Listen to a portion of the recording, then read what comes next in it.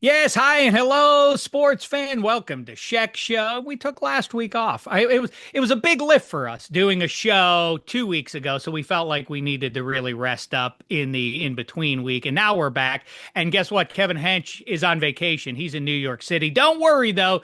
Me and Eddie Spaghetti are chomping at the bit. We wanted to catch up with you, the Czech Republic, and the pasta family. Eddie Spaghetti's getting ready to go on vacation himself. Actually, it's called a honeymoon in a couple of days from now. Eddie Spaghetti will talk about that. There he is behind the glass. I have a thought about, I just saw one of the big summer blockbusters a few weeks ago, and I wanted to talk about one of the stars of those movies. I also mentioned it in passing to Hench and Spaghetti a couple weeks ago that around July 4th, I saw someone floated online. I think it's funny that if you made a list of the greatest rock bands in history and you take your own emotions out of it, I think objectively, as much as one can be objective about great bands, I think you would say that the top three would be not just in terms of popularity and record sales, but influence and all the rest of it. You would say Beatles, Rolling Stones, Led Zeppelin. We can debate the order of those three for you, but I think that's pretty solid, which means that the US of A doesn't have one of the top three rock bands of all time. And I want to figure out what is the correct answer to what is the number one American band of all time. But let's start with this, Eddie Spaghetti. TJ Watt has signed his deal. You heard about that? I did hear about that. Yes. I'm interested to hear what you think objectively. Let me say this. Yes, I understand all the good reasons why, of course, you do it. One that I haven't heard mentioned very much, if at all, from Steeler supporters and from, at large national voices about the wisdom of the Steelers bringing back TJ Watt. Obviously, he's a future Hall of Famer. He's one of the great edge rushers in the history of people. The numbers indicate that. If you watch him play, you've watched him in a weird way, not at the back end of 2024, but a rare trait that he seems to have anecdotally, somebody who's watched I guess every single game he's ever played in the NFL, is that he has a weird knack over the course of his career of coming up big in big spots. How many edge rushers have you ever seen that are clutch? I think you can make the case that TJ Watt doesn't just have a high volume of sacks and pressures and swinging games. He does it in big spots on a level that I can't really remember very many other guys. Maybe Lawrence Taylor, because he would come up big in some big postseasons. But really, TJ Watt steals games sometimes in fourth quarters, or has. I get the wisdom of that. I get that the Steelers, it is very meaningful to them as an organization, as it is to Dave Dameshek, the dork who roots for the Steelers, to see guys wear only that uniform for the entirety of their career. You've heard me talk ad nauseum. I love Mean Joe, Terry Bradshaw, Troy Polamalu, Ben Roethlisberger, all the rest who only wore the Steelers uniform. So, of course, it's cool that TJ Watt is doing that. But the thing that I think matters more, paying that forward, that sort of vibe, is that it says to the rest of pro football and to guys who are on the younger side, difference makers, and guys who they maybe just have drafted in the last couple of years, that if it works out in football terms, that we have your back, that we are loyal to you, that is meaningful to us, that we are not going to feel like, well, we've seen your best. Here, there's the door. We have to turn the page and move on as a franchise. The Steelers, maybe to their detriment, and, Rick Pitino did that forever ago with the Celtics about, Larry Bird's not walking through that door and all that. There is a critical moment where you have to be cutthroat, I suppose. The New England Patriots have some experience doing that, we've seen you at your best. We pay homage to you. We'll give you the red coat when you retire in a few years. But for now, we're saying goodbye to you because we want this next season to be played without you wearing our uniform anymore. The Steelers decided to stay loyal to one of their guys. And I do think that that pays forward in the sense that if you are a guy going into a contract negotiation with the Steelers, that there's a vibe that they are going to do their best to try and keep you in the fold. And that's not necessarily true in hard-boiled pro football. So I do think those are great things to have. And also practically, this thing about, I'm on the fence, as I keep saying, I think it's schizophrenic this offseason of the Steelers that they would, the phrase is, they're all in. I don't know what all in even means exactly in these terms, but okay, they're all in on trying to win in 2024, except that after they went and got DK Metcalf, they immediately turned around and traded George Pickens in a contract year. That is bipolar, in my opinion. And they wanted to move on from Minkah Fitzpatrick, so they replaced him with Jalen Ramsey, and they don't want distractions, and that's why they had to get rid of Pickens, but they have Jalen Ramsey and Aaron Rodgers. It's kind of all over the place for me. But if in fact the intent is to try to make a deep playoff run this year, I don't think it's really plausible the way the conference sets up this year. You're already familiar with how good the Bills and the Ravens and the Chiefs, and here come the Chargers, and the Bungles are at least intriguing and everything else. I just don't think it adds up to a trip to the Super Bowl. That's the bottom line for me. So what is all in? If this is your best foot forward for 2025, I don't really see that it's going to pay off in what I guess the stated desire is, which is landing in Santa Clara in February at some point. The downside is it requires some optimism, because the thing I've seen a lot of is, and I can look at this two ways with TJ Watt, 30 years old, that you would have to be something more than an optimist to say, oh yeah, no, TJ Watt, he's same old TJ Watt. We have seen the best of him already. The results at the back end of last season kind of indicate that. I don't think it'll be that severe. I think he'll bounce back, but he is 30. And if you look at his peer group, which is high-end edge rushers, if you look at the performance at age 31, 32, 33 type guys, we're talking about Khalil Mack, Von Miller, Kyle Van Noy, pretty late stage in his career, had a very good year with the Ravens last year. Matt Judon fell off a little bit. Von Miller now, obviously way past his best days. People are crossing their fingers and hoping he can stay healthy. He's a little further down the line, but I think more, let's consider the term of this TJ Watt contract. That's kind of where Von Miller is, right around the time he lands with Buffalo. Do you think that paying out Von Miller worked out for the Bills? I would say no. Khalil Mack, again, when healthy, these guys are predicated on speed more than they are power. Obviously, there's a power element to their game to varying degrees there. TJ Watt has that as well, but he is so much of his skill is the rare speed for a guy that size and the inability for O-linemen to handle him coming off the edge.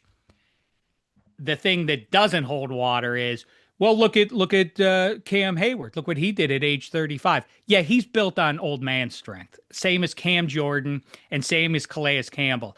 Like our pal Maurice Jones-Drew said forever ago about Frank Gore. Why is Frank Gore good so late into his career? Because he never had speed to lose. So when Chris Johnson's speed went away, he was finished. He was burned, and there was no place for him to go in the NFL.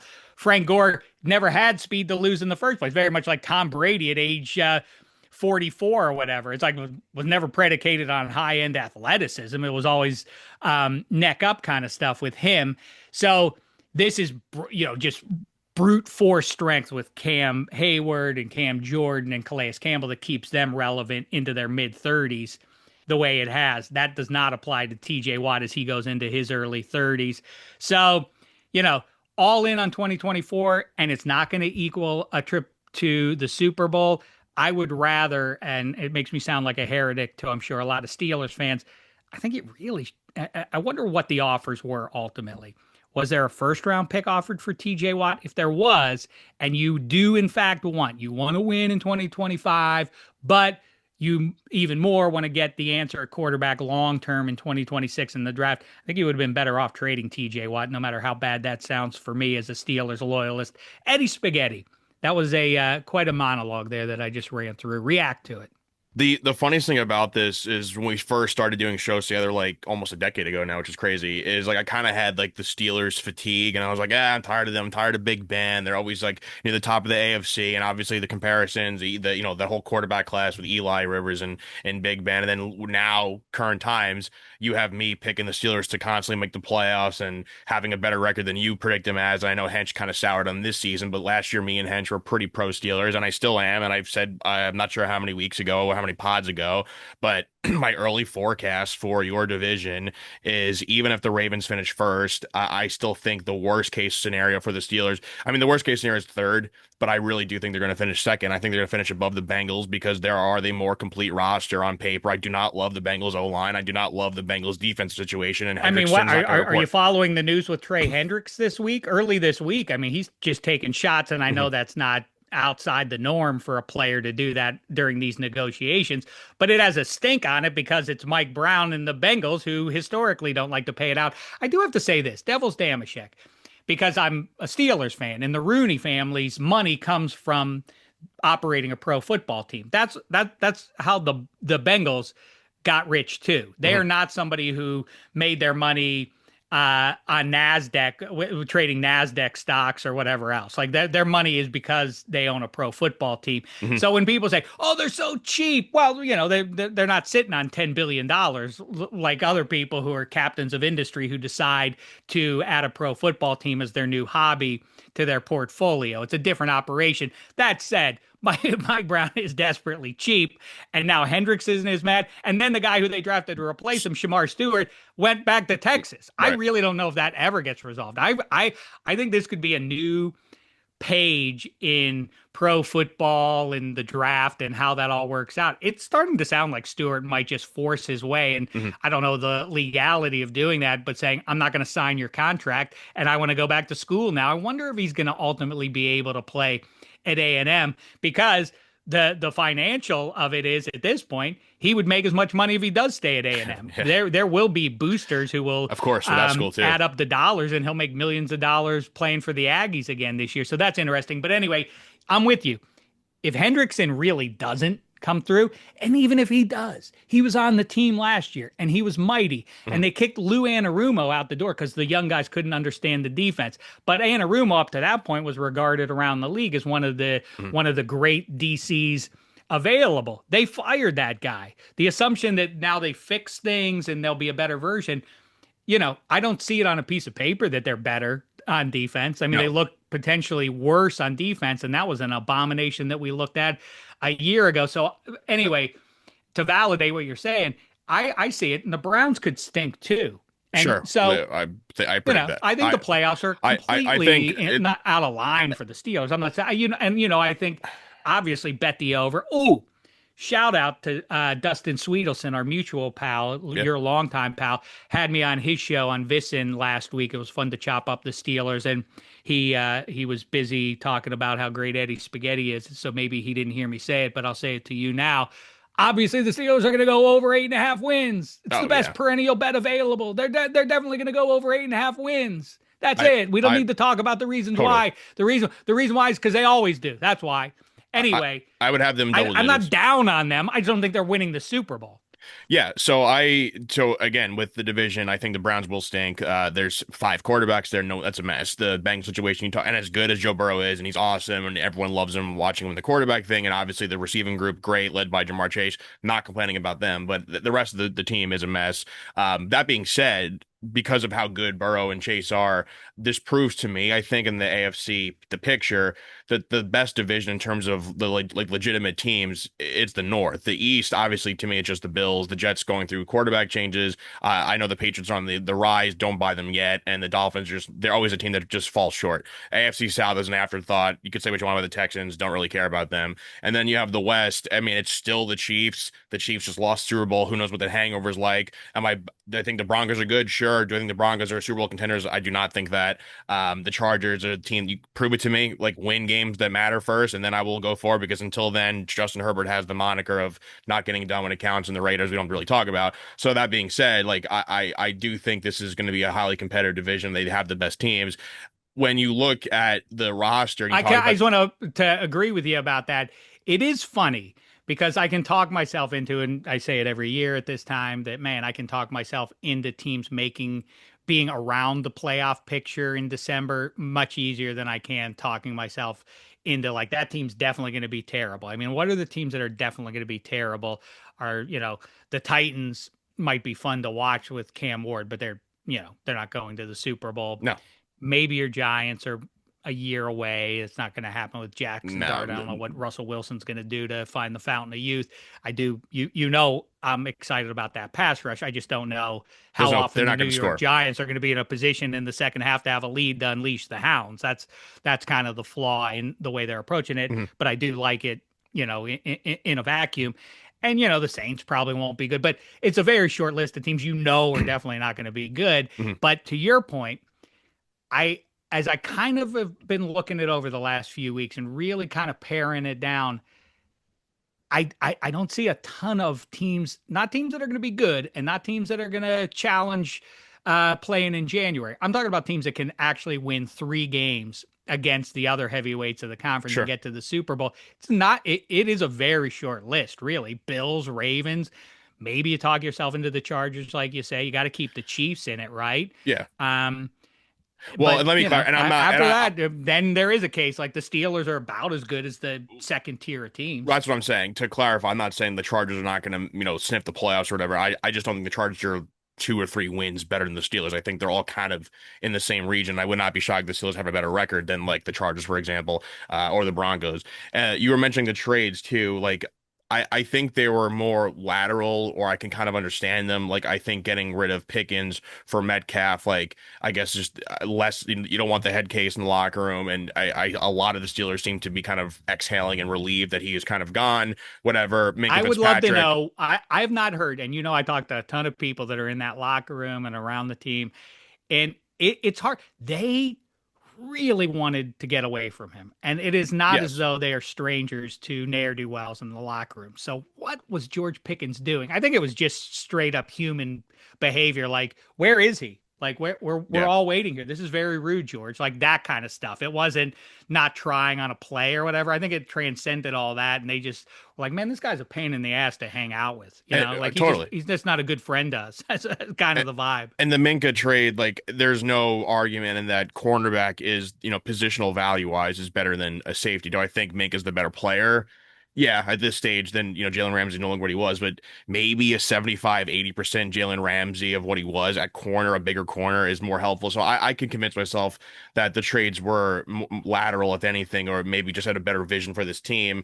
And to get back to TJ Watt, which is the point of this whole thing, like, especially when you look at the schedule for the Steelers, and again, I'm picking them to make the playoffs, and I think they're going to be the number 2 seed in the division after the post Thanksgiving games, when you have the Bills, the Ravens, the Dolphins, the Lions, the Browns, the Ravens to finish the season, like to me, if you traded, you said you would have traded TJ Watt for a first round pick. It's like, to me, it's like, what does that do to this team when you have all these kind of older vets? What we just talked about, you talked about Cam Hayward, your quarterback is Aaron Rodgers, like you traded for DK Metcalf. Like there's not a lot of spring chickens on this roster who you're looking towards that to be like, oh, they're gonna carry the team on their back in a few years once they kind of blossom. They don't really have that. So trading Watt now for a first round pick is going to sit there for a calendar year until you could use that pick to draft somebody, which will be in the late teens or early 20s because of how they always finish with their record.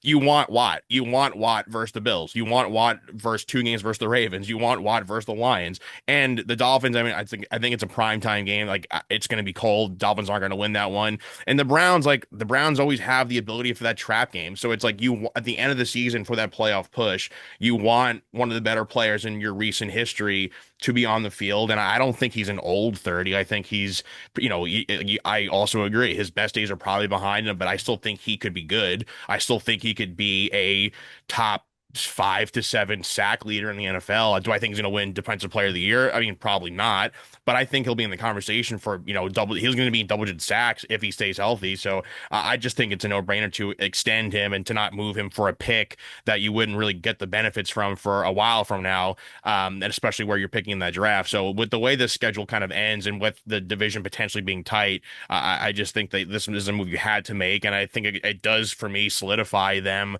with this aging group, but a quality aging group that they could win 10 plus games and they can get into the playoffs.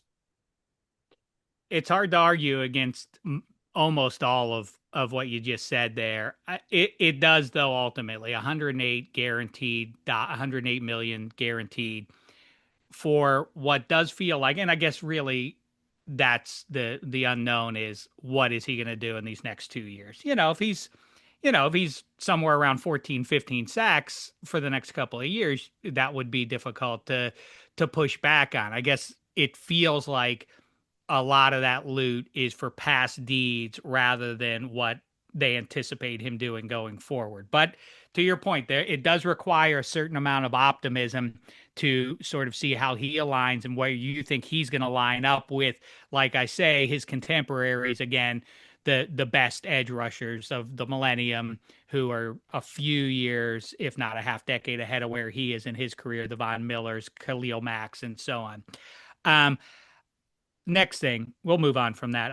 I have more thoughts on the what it all adds up to with all this contract stuff, and then the NFLPA, the latest with the NFLPA and JC Treader, Pablo Torre doing great work. If you haven't been following that story, change that and tune into it because it's fascinating. And once again, the owners, it feels like really are calling the shots on who's even running the players union.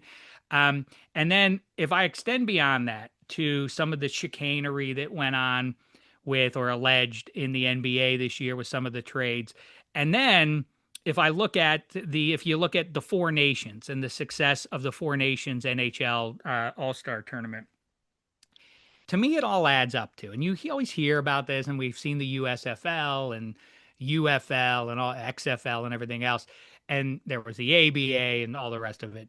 But and sometimes you hear like, the NBA players should just to go off and form their own league. I really do think that that's going to happen in the next 10 years. That a team that some professional collective is going to attempt to move on from the known leagues that we watch faithfully and try and forge a new one. And I used to say, but there are no stakes because as somebody who cares about history, if you start new, then there's nothing to look back on and compare it to. And it is that context that is captivating to some degree. It's not just the visceral, like, what a great catch. I don't watch sports. Like, I can't believe that human being made that catch, as much as like, where does that catch rank among the 50 best catches I've ever seen in my life? If you remove that, the context to history, I don't know what the league is. But then I look at the response to the Four Nations, just completely manufactured out of nothing. And we watch it, and we watch the Olympics, and we understand the gold medal, but it doesn't feel like it's a part of the Olympics. It feels like a separate exhibition of basketball. The point is, I think we're going to see somebody try to break out and do a new league. I don't think it works for pro football necessarily because of the I can number tell of you bodies you exactly. I need can to tell you make it exactly happen. I can tell you exactly what it. I mean, if we had to pick one of the four major sports, what would be a new thing is I would actually probably pick baseball because Manfred's in a bad spot. But I think of the sport that makes the most sense that could happen is the WNBA, and I think it's this weekend. Hmm. Their All Star weekend was a perfect example of that, with like the talking about the salary and the WNBA loses money and then they're saying they want to get paid more, and I understand that the salaries of the players it shouldn't have any effect on what the league is if they're not making their ROI, whatever, they're losing millions of dollars, and then they go and wear the shirts and stuff. And then Kelsey Plum has the interview after the game, and she throws Caitlin Clark and her team under the bus for not being like supported. Like, Caitlin Clark is bigger than the sport. That is proven by ticket sales. That is proven by the viewership of games that she is playing in. And when she's not participating, it drops significantly. I'm not saying there's not better players than her. I'm not saying there hasn't been mega stars in the league before then, but the general public never cared as much about, Lisa Leslie or, Sue Bird, as they do with Caitlin Clark. And these are not like, to me, they're not disputable. And what incentive does she have to keep getting beaten up and being disrespected in the league, not pushing her? It's like, imagine the NBA when LeBron James was coming out, his high school games would be showing on pay-per-view, and he was just dominating people, and he easily would have been the best player in college basketball. He steps in the NBA and brings a bum Cavs team a few years later to the finals. Like, imagine the NBA just didn't hype him up, and they didn't have billboards. They didn't have, like, there were schools being built for LeBron. That's how big of a deal he was in his hometown in Ohio. And then you have like Caitlin Clark, who's been a huge deal at at Iowa for years and comes to the NBA, and everyone is just you have people who covering the sport like slandering her, and she to me is big enough that she would have backers that would pay money to be like, what was that league, like the Big Three that was started, that like Ice Cube was involved in. They had like former players, and like they try to go like leagues can happen. There are, like you mentioned, the Yeah, I guess the USFL. big three is a pretty good one to say because that's survived. Yeah, They're still doing that they thing. I are. don't They know if are. it's Yeah. dipped in popularity. I assume And it it's not a has, big, right? it's not super popular, but if the problem is for the rest of the WNBA, if Caitlin Clark was like, I'm gonna go and do my own league, and then I'm sure she does have some of her supporters. I know she's, her teammates love her, that's a good starting point. I'm sure there are some players that other star players that do like her, and then she would go over there, and the league is trying to expand anyway, so all you have to do is try to just pick markets that you don't have WNBA teams. And, I live close to Miami. They got rid of their team forever ago. Add a Miami team. Like, there's a Brooklyn NBA team. Like, I mean, I think actually, no, the Liberty do play in the Barclays Center now, but you could add teams. There's no Boston team. Just start adding spots and all, and then WNBA is going to have an egg on their face because you're not promoting your star. And this is not a political message. This is just like stupidity to me. You are given like the golden goose, and then you're just crapping it away. That to me makes no sense. So I think easy pick would be WNBA because you have an Maybe. extremely young, like mega star. And you don't have, again, there isn't much history. I mean, I know there is a history of 20 years or whatever it is, but it wouldn't be as bad. Like baseball's obstacle would be like we're starting fresh with a whole new thing. Like, yeah, but how does that compare to Babe Ruth in 154 games? Wait, like that is the most in baseball's history is the most important to Totally. But we're what in a bad now spot. means. We're in a Yeah. bad spot with your guy Skeens, and then the Tarek Skubal conversation just came up, and somebody was like, who between the Mets, the Yankees, and the Dodgers are going to get him? First of all, we kept an eye on the Yankees. The Yankees haven't really done that in a bit, but the point is the conversation. It stinks to have basically a handful of teams at most are in on any superstar, no matter what position you play or whatever. You're only going to go to a handful of markets because their owners want to pay and the rest of the owners don't want to pay or they don't have the money. I think the finances are going to force the MLB to be in a really tough spot, and Rob Manfred may have like if the worst job in the planet. Well, I always go back to, and I think some of it has to do with, and I said this a few weeks ago, is TJ Watt, and it was really felt like it was coming to a head, and is he going to have to hold out and everything else? And when you started to feel the shift happening, everybody likes their favorite player. Everybody has, a lot of people buy number 90 jerseys in black and gold and all that. But when it starts getting close, and the team starts to make noise like, well, we're going to play the season, and your team, and you're starting to get excited, and oh, we love that new quarterback whose next stop is Canton after he hangs up the jersey with the Steelers, and Cam Hayward's a Hall of Famer and all that. Like, wait, TJ Watt's not going to he's not going to sign, like he's not going to show up to play. I mean, he's not going to play the season. Like, well, that's selfish. People will turn against the individual in favor of the larger brand. um so that gets in the way. That's the devil's Dameshek of the other side, which is like, I don't think players realize the leverage that they have. They can, like you say about Caitlin Clark, that's maybe the ultimate example out there right now. It's like, well, I'm not going to play. And what are you going to do? Teams can threaten to be like, well, we're just going to move forward and we're going to play the season without you. And you're just going to waste a year of your playing career. And that's the leverage they have is you only have 8 or 12 years to be a professional athlete. You're going to just not play one of those years. You don't get that back. That year isn't the same when you're 43. You don't want to play right now. That's the leverage they have.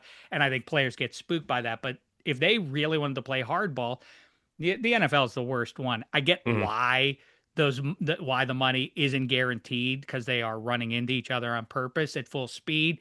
But that's why they should be paid guaranteed because they're running into each other. So I completely understand the two sides of that. But bottom line is the players have reached a level and the amount of bank that they're able to command in each of the four major sports, now leaving aside the WNBA, the amount they can command indicates to me that they have all the leverage in the world. They just need to get it together and apply it. I wouldn't be surprised if something radical happens, like the LeBron or I don't know who is starting his own league and not 3-on-3, like straight up. You good luck to you NBA. we're now the whatever we're called, the LeBron League. The NBA though, I mean LeBron's big enough to do that, and you could always make the case. And I work with Bomani Jones, who made a great point recently that like you could make the case that LeBron has always been underpaid because of how big he is and how big he is for the sport. That's right. And I'm like that does make a lot of sense.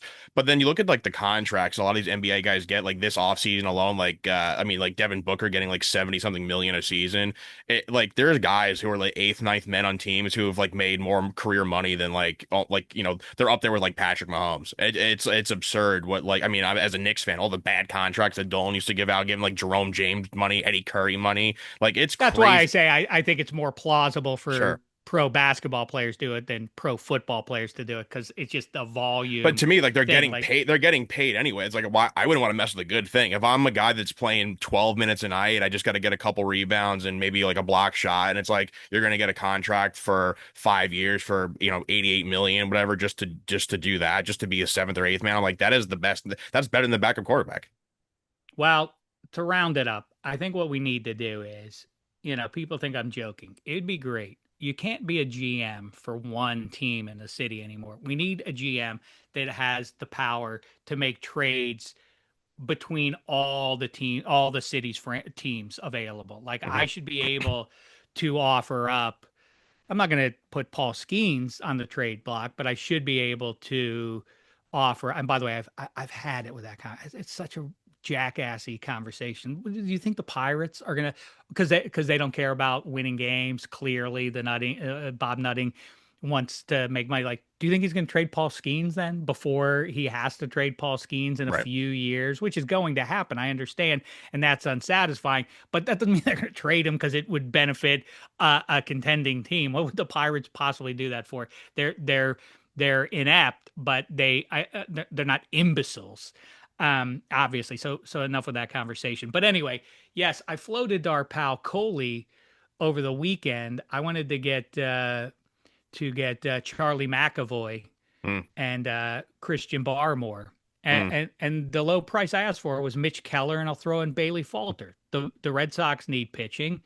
The Steelers can use the help on the defensive front. The Pens will make out on the blue line. A win, win, win, win, win. That's a great trade. We need more of that in the sports world. Okay, let's move on to the game of life though, and address as we talk about these American industries. Let's talk about the industry of rock and roll. You're steeped in it. I assume that's where your honeymoon is at a Pearl Jam show.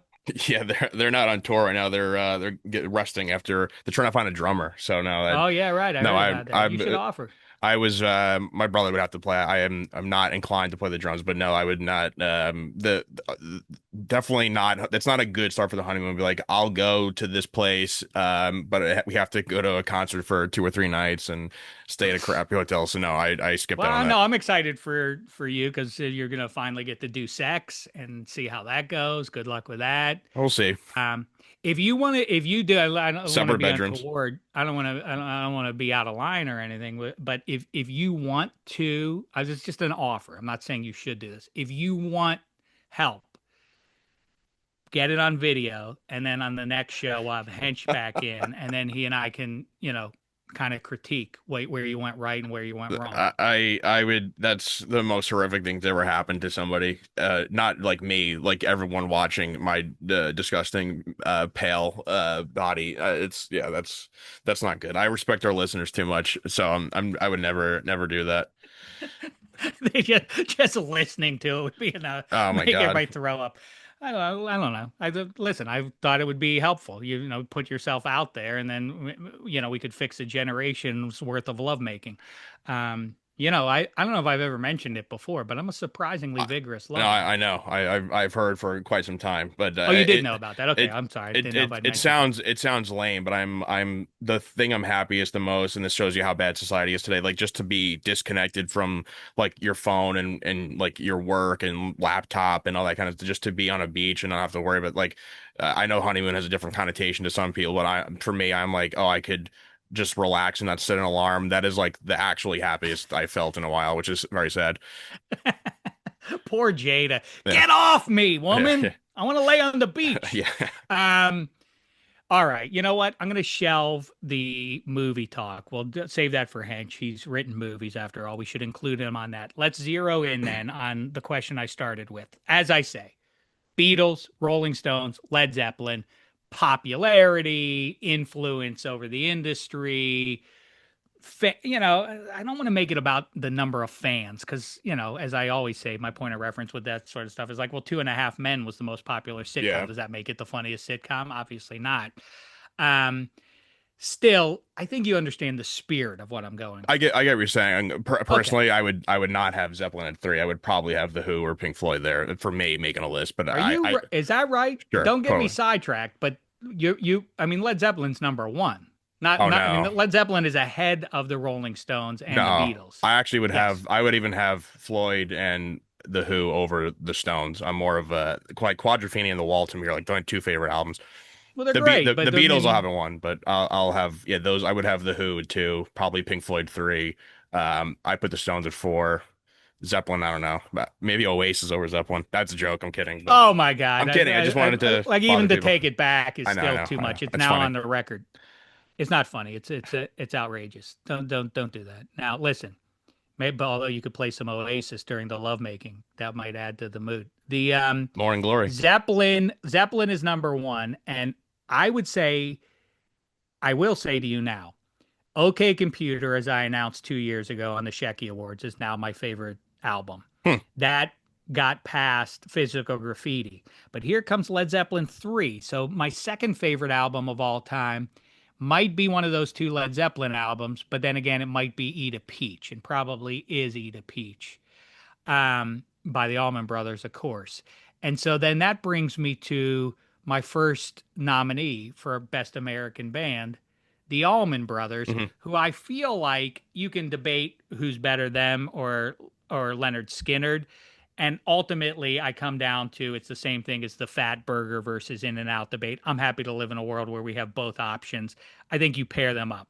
Skinnard plus the Allman Brothers as one category, as Well, one entry into Best American Band. the funniest thing about those two bands is that like obviously with the deaths, both bands had deaths. Skinner like way more at once than the Allman Brothers, like losing Dwayne and then Greg. And I was lucky enough to see Greg play. The Allman Brothers, like they're still like they just had shows that my brother and best friend went to, like called the Brothers, because they have like guys like Warren Haynes, or if if it's like there's I don't even know if O'Teal still plays with them, whoever it is, but like they just get guys who come in and play the parts, similar to what like Dead and Co kind of does now too with with Mayer, like the continuation. And Skinner does that too. I think it's like his brother, Van Zant's brother, was like doing, he's like a lead singer or whatever, but like they don't have the same, like people still pack the Beacon Theater for tons of nights to go see, to see like Greg Allman play with, Warren Haynes and whoever else. But that never really was the same thing for Skinner, who did try to like continue the legacy, It's but I their think people legacy kind of understand died. who the actual central figures are, and I think as long as you have Dickie Betts out there with the Allman Yeah, Brothers, that was always worth sure. going to check that out. I would guess that's what it has to do with. But if you just kind of put their catalog side by side, there isn't a Skinner album that compares with Eat a Peach for me. But Hmm. you know, you can cobble together a list of a dozen or so Skinnerd songs that'll satisfy you on any summer afternoon. They're awesome. About as well as about as well as any mood can be set by a band in that atmosphere. Skinnerd and or Eat a Peach on a Hmm. summer's day when it's hot out, you're out on a pontoon boat drinking a beer, something like that. The soundtrack should be Skinnerd and or Allman Brothers. Hmm. I'm like, Skinner. Yeah, Allman Brothers are the superior band, I think, is because of the lasting legacy, the live shows being great. Skinner just didn't have enough of that, and I think that hurts bands' legacies, overall. Like, it's the same thing for me with like Nirvana. It's like Nirvana didn't have a long enough stretch to really see how they would evolve and stuff. That being a bit like I mean, like there's some live videos like that famous Oakland Coliseum video of like Skinner like not too long before the crash. It was like 5 months before the crash. Like one of the best things to put on and watch. Like they're just like awesome. So yeah, I'm a fan of those bands, and it's Okay, this all. so we've got those two, And then I would say those are the two most prominent. Listen, we could get cute with this and do stuff like Wilco. I don't think ultimately, I mean, No. I love that, but I think it's a particular um audience, and it's broken through obviously in a massive way, but doesn't rise to the level of what we're talking about. That's sort of personal taste. I think a band that isn't recognized necessarily for its influence, but obviously has had a big hand in the sound that you hear over the last quarter century, 30 years, is Pavement. I don't think, but I've never talked with you once. I've known you for a decade, and I've never once had a conversation with you about your favorite Pavement album. I know for whatever reason they don't resonate No. universally the way they kind of should. So I'll leave them on the side, and I'll tell you where I I don't come think we down. should start a conversation on the greatest American rock bands and start with the Allman Brothers and then go right into like Stephen Malkmus or whatever. That's not I'm just telling you the ones that are on the people are side. gonna think I'm not we're saying the ones smoking that I'm crack. choosing. I'm telling you, although I think Allman Brothers Skinner might be if you add them up to the third spot, but that's already a cheat, and that goes against the spirit of this. Here's the one that I'm curious where you come down on. You mentioned the Grateful Dead and Mm, what they are now and everything else. The one that might be number one in terms of good, number of good albums. They didn't just have like a couple good ones and the rest kind of sucked, like the Doors, mm. wherever you come down on the Doors. Um, and obviously, I think some people would want you to include the Doors on a list like this. I Hmm. personally do not, even though um, Morrison Hotel is a all time gem, in my opinion. And L.A. Woman is also great. Hmm. REM. Talk about influence. I mean, they basically, I don't know if I'm overstating it, but they kind of invented passively college radio. They sort of carved out a space where bands that you otherwise wouldn't have heard were suddenly being heard, and REM was the band that did that. That was when I was like in high school and stuff, or I guess when that was happening, I was more like in elementary school, middle school. But they had made it big by the time I was in my 20s. But, when I was in college, it was still like college radio. Have you heard? Do you know Reckoning? Do you know REM's album, Life's Rich Pageant? Like, oh, yeah, I've heard Superman. They're the band that does Superman. Yeah, yeah, yeah. I know that band. I don't know that they are as embraced universally as they are in my head. How say you? I mean, again, it's kind of you. I just said it a couple minutes ago, but it's like we can't start a conversation with the best American bands of all time and have REM before we mentioned because the reason is this: they're American rock, while not as good or it doesn't peak as much as the British bands. And we even mentioned, Black Sabbath and Ozzy Osbourne just had their final concert, which was like kind of stepping into metal. America like better metal bands from America. There's better, and if you want to include progressive I don't know like if you metal count into that, Zeppelin as the they're OG not. metal No, no, no, band. no. I mean, if anything, the A lot original of metal people would band, say that. original metal band is the Beatles because they played Helter Skelter, was the first time they ever used distortion pedals. So the first metal song was them. But I think like Sabbath being heavier, but I think we have Metallica, which would be like they're the king of the genre. But then like so I think it's hard to not have them. Then you have like the singer-songwriter guys that kind of, the folksy stuff that do add a band.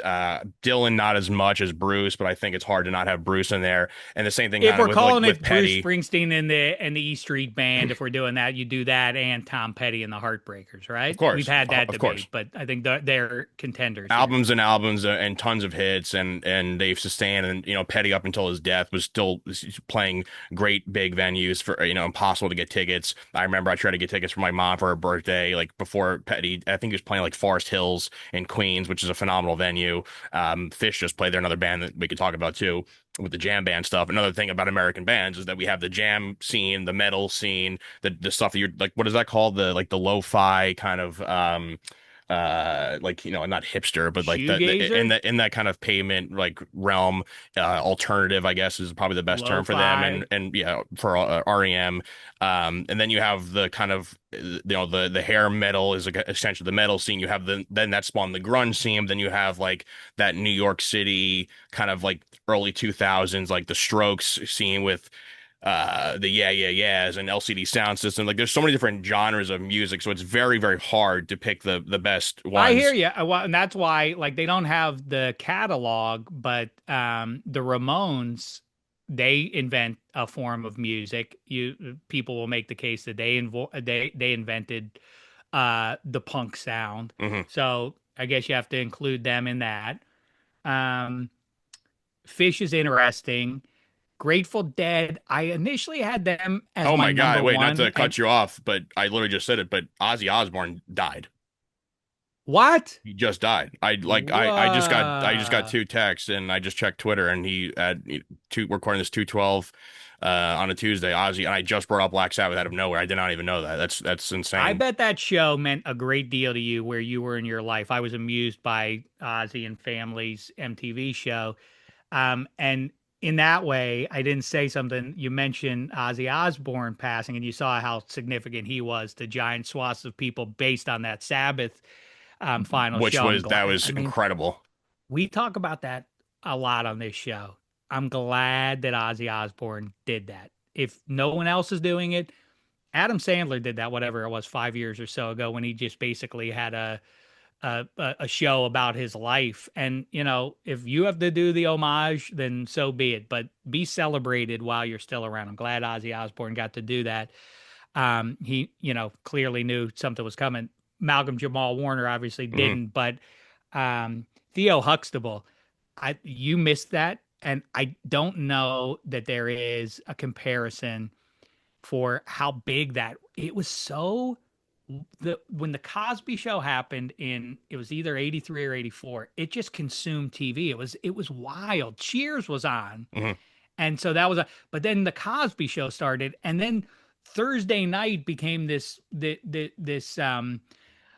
institution on NBC.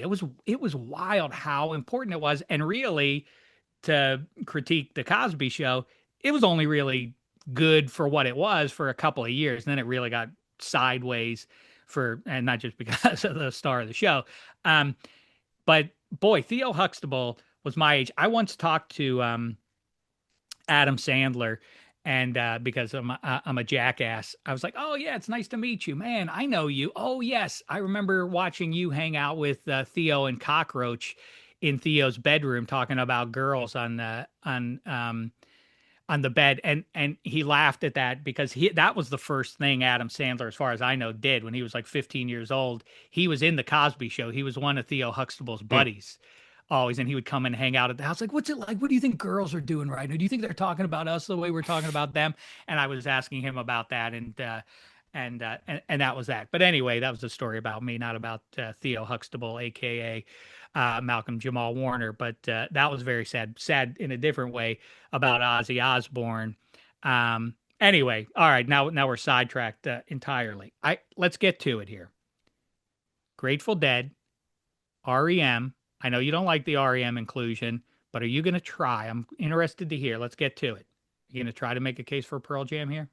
No, Oh, okay. Okay. I think if I had to pick the four, my four would just be in terms of what each band accomplished, um, in terms of their like how big, like their scope. And I think Metallica for the metal scene, I would give it to them. Whoa. They I have, I see. mean, they This is have to. interesting. Categories. Yeah, I think Grateful Dead, and I'm not a Grateful Dead fan. I don't really like jam bands at all. And I think like people want to throw in like Dave Matthews and or Fish, or I mean, I don't think like Widespread Panic or I think it's Disco Biscuits. boring. I think It, it it gets is, real it is, boring in long stretches. I it is. don't think so about the Grateful Dead, but I've seen Fish a few times, and they're phenomenal Of musicians and course. super fun and idiosyncratic and everything else. And also there are long stretches where it's like, oh my God, Oh yeah. I mean, I feel that the boring. only two current jam acts that I could tolerate are Goose and Billy Strings. But he's a bluegrass is a little bit different.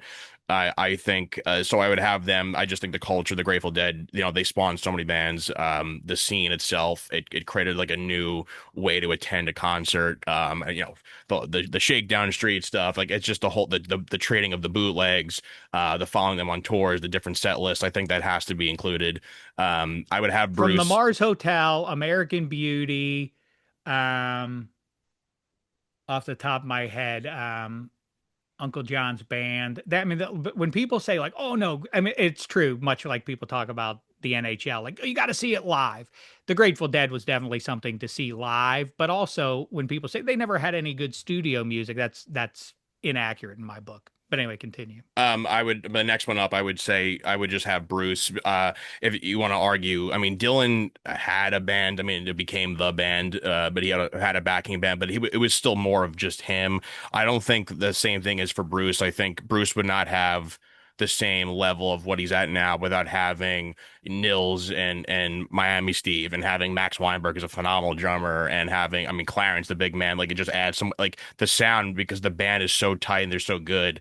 Danny Federici on keys, and you have Gary W. Talent and the playing like there's just so many good parts of the E Street Band, and I think it's a good blend of that like kind of great Dylan-esque songwriting and like the whole getting out of town and like meeting the girl at the boardwalk like that. It is almost Americana in a sense, even though Bruce is kind of a little bit after that whole Americana scene, because he didn't really get his start until the 70s and that was already going on. He missed like the Seeger guys and Dylan, all them, but they were his influences. I just think his band was better. So if the question's American band, I would have Bruce probably third. And I know you're not as big on I'm not Bruce. with them, but I'm trying to separate that, but it's hard to not be if you're not a huge fan of the band to then say, but nevertheless, I'm putting them at number two on my list.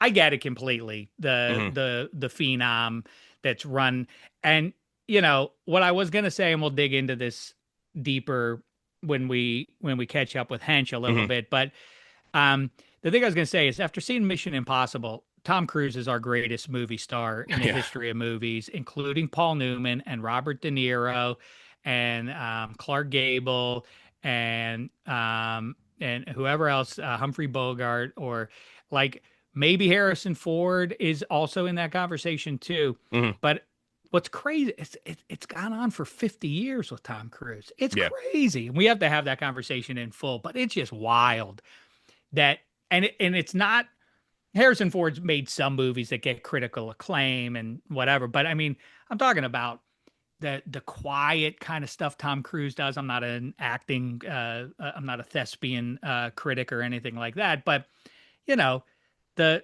stuff he did in Rain Man and I can't remember Born on the 4th of Hmm. July. That's the same guy who's Hmm. it's 60 something hanging off of the wing of a biplane and everything. Nobody's got that range. I Yeah. mean, in terms of like making money and how much money he's made for the industry, but Even the comedic range chops. of I think types of things he's done. his comedic chops in Tropic Thunder playing the Yeah, right. boss. I mean, like he's hilarious in that. He's like arguably the best part of that movie, and that movie is loaded with he has Jack Black, Robert Downey Jr., Danny McBride, and Cruz and McConaughey, and Cruz is probably the best. I mean, yeah, he managed to do the 180 of people were like, we hate him because he's a Scientologist to the point where it's like he's a madman. And everyone that works with him is like they're in love with the guy, and they're like he's crazy. And they even like that F1 movie that just came out, which is a phenomenal movie. I recommend seeing it in theaters if you can. That they were like the director Joe Kosinski who did Top Gun Maverick, and they were like, we're glad it's Brad Pitt in the race car because he like kind of like checked himself and did not go full speed and like do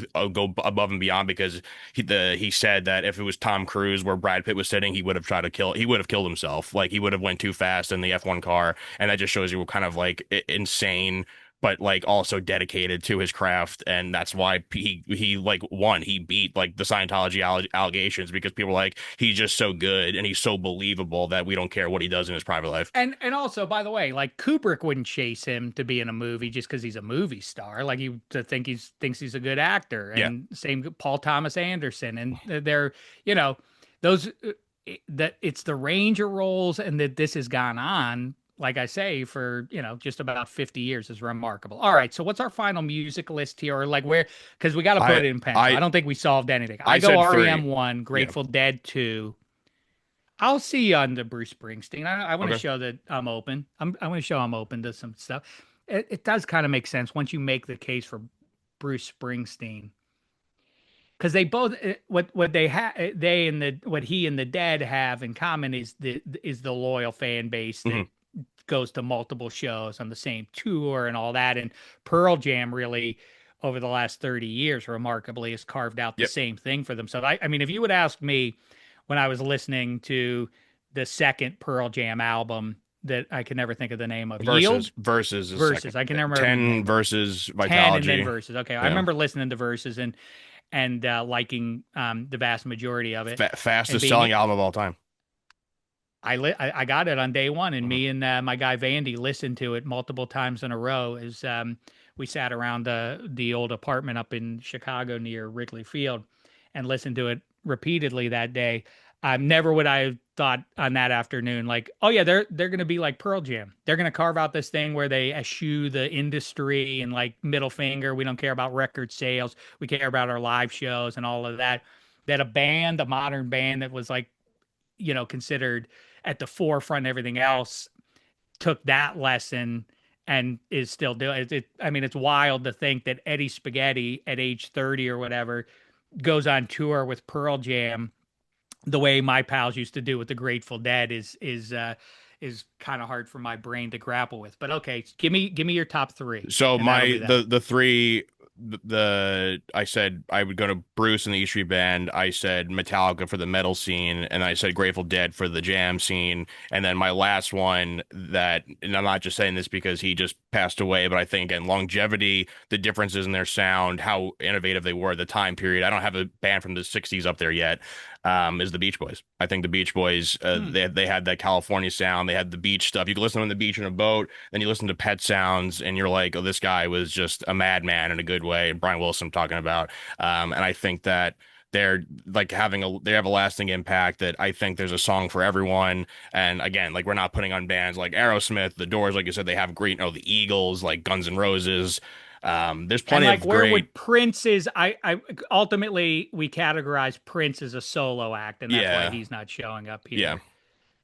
here. Um, and I don't know if that's fair as much to do with James Brown, but but anyway, that's what we're doing there. All right, listen, what did we talk for like an hour there? Who needs hench? Mr. Show Off. All he does is talk. He never lets either one of us ever talk. This was nice. This was nice to have a little room to say something for once. Speaking of saying something, I'm going to be saying something into a microphone for Dan Lebitard's great network starting in the first week of August. NFL show, Football America is what it's called. I can't wait to get rolling on that. Be on the lookout for that on social media. I'll keep promoting that and trying to remind you if you can subscribe to that on YouTube, subscribe on YouTube to Shek Show so you can keep getting our nonsense in your ears there. Eddie Spaghetti, like he already mentioned over there, making noise with Bomani Jones and beyond at Wave. Make sure you're checking that out and supporting that as well. And by the next time we speak, we hope we'll be joined by one Kevin Hench as he journeys around the world. And in the meantime, we wish Eddie Spaghetti and Jade all the best in their first go round in the game of lovemaking. We'll see how that goes. I hope it's vigorous for the both of you. And we'll look forward to the video and otherwise when you return. And until that special day arrives, thanks so much, sports fans. It's been a thin slice of heaven.